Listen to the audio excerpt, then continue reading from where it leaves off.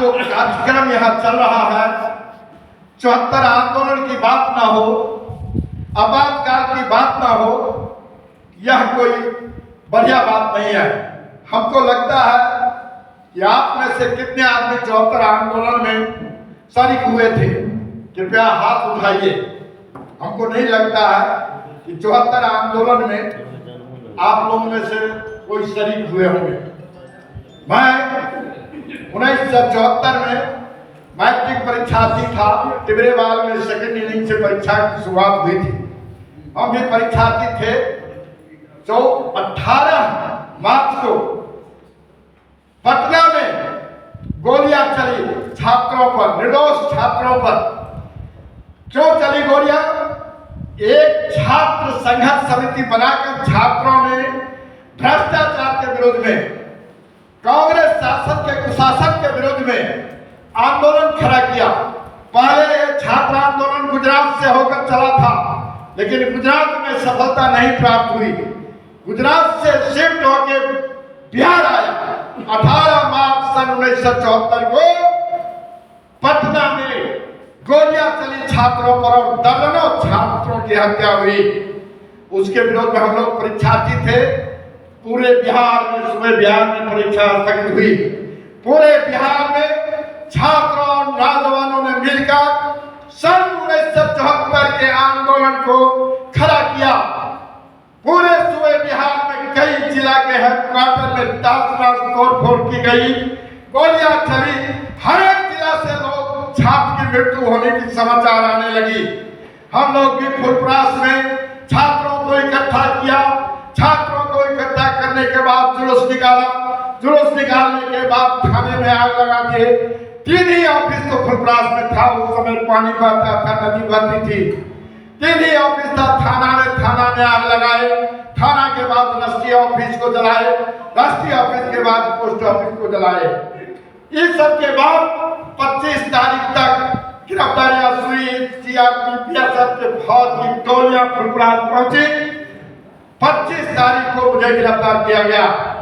25 तारीख के रात में सैकड़ों लाठियां मारी गई। सैकड़ों लाठी जहां डेरा से लेकर थाने तक मारते हुए ले जाया गया।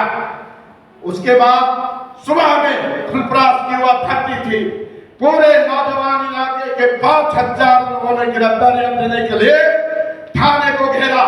थाने को घेरने के बाद उसके बाद मुझे हाजत से निकाला गया। हाजत से निकालने के बाद 3 आदमी को रात में गिरफ्तार करके ले आए। सुराहा के थे गोहर मियां, उसका भाई था सखावत मियां और मैं। 3 आदमी हाजत में रात कर रहे। उसके बाद सवेरे लगभग 5000 आदमियों ने जुलूस निकाल कर गिरफ्तारियां दी। गिरफ्तारियां देने के बाद वहां कोई साधन नहीं था फुलपरास में कि हम लोगों को जेल भेज सकता। एक हाफिया ट्रक को लाया गया।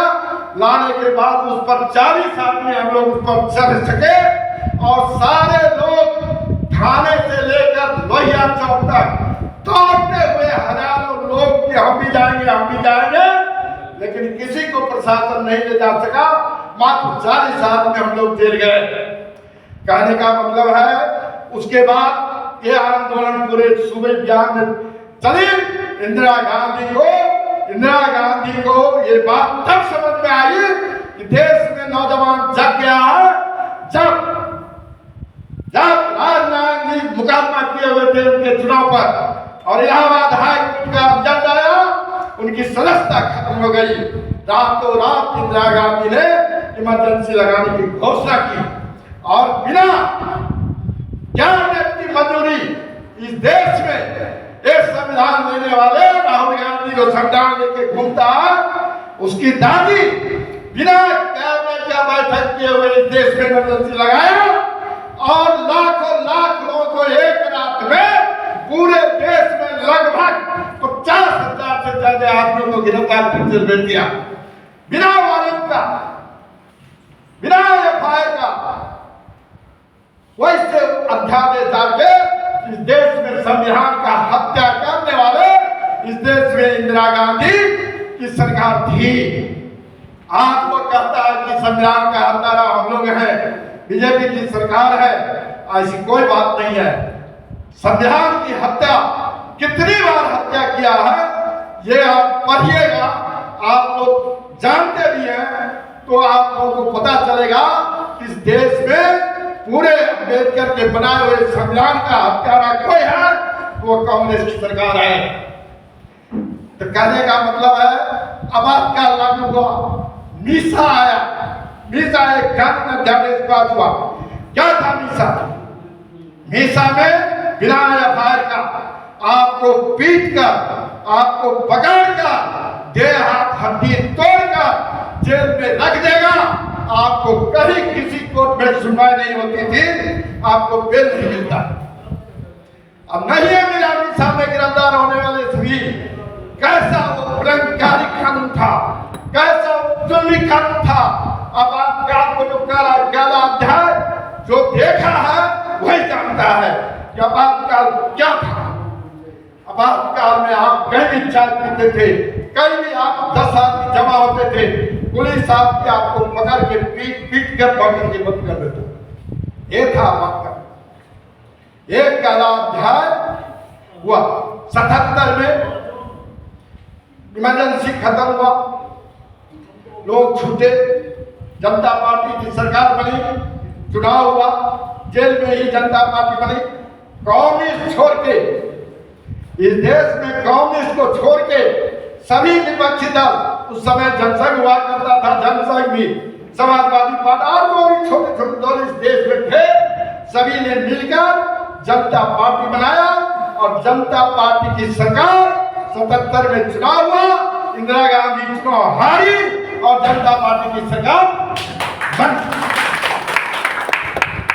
से जनता पार्टी की सरकार बहुत दिन नहीं चली, लेकिन यह टर्निंग पॉइंट था इंदिरा गांधी के तानाशाही के खात्मा का।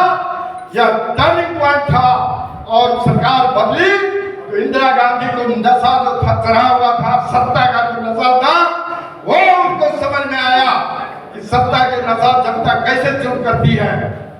तो कहने का मतलब है दोस्तों, आप जिस दिन के लिए हम लोग बैठे हुए हैं, संविधान दिवस की हत्या, ये हकीकत में आज का दिन हत्या का दिवस है, शोक का दिवस है और जो जुल्म हुआ है उस जुल्म पर सहानुभूति रखने का दिवस है। इन्हीं शब्दों के साथ मैं अपनी बात को समाप्त करता हूँ। भारत माता की, भारत माता की।